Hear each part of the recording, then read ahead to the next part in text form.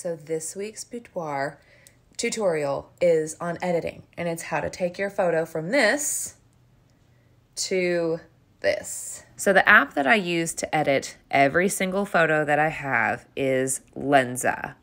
See it right here. We're going to go in there and we are going to import our photo. As you can see, I have edited it. Now this is the raw image that was taken in the shower, but we are going to edit this. So in Canva, it's really pretty user-friendly. I don't do anything to touch up the skin. It's got all of that.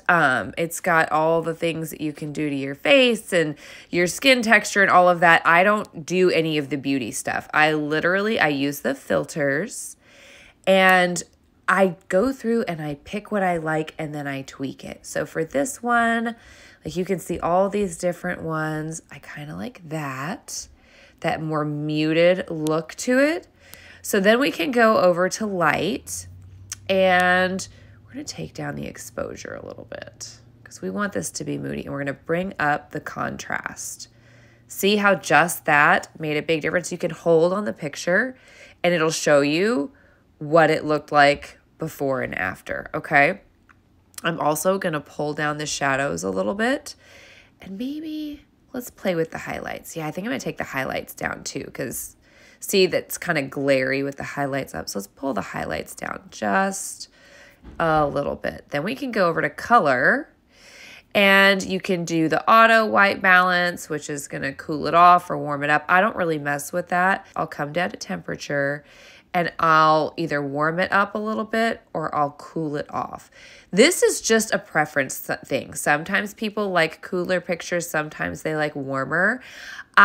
For boudoir, I tend to like it a little warmer and a little moodier. So I'm going to take that up to like 13. You can play with the tint. See, it gives it a pinker tint or a greener tint. I actually kind of do like messing with that tint a little bit. We're going to drag that pink up to about 20. There we go. Now, once again, I can hold down and you can see that was the original shot that I took from my video.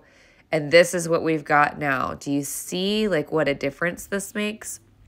So then we can go to details and we can sharpen this just a little bit. Now that's going to make, do you see how it sharpens the texture of the glass?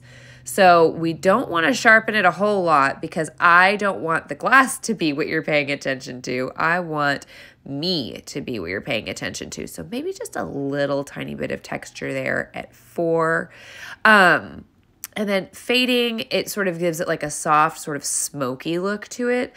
I prefer, I'm not a big fan of the fade. I feel like it's a very, I don't know, like 1990s look. You can play with all of these different things.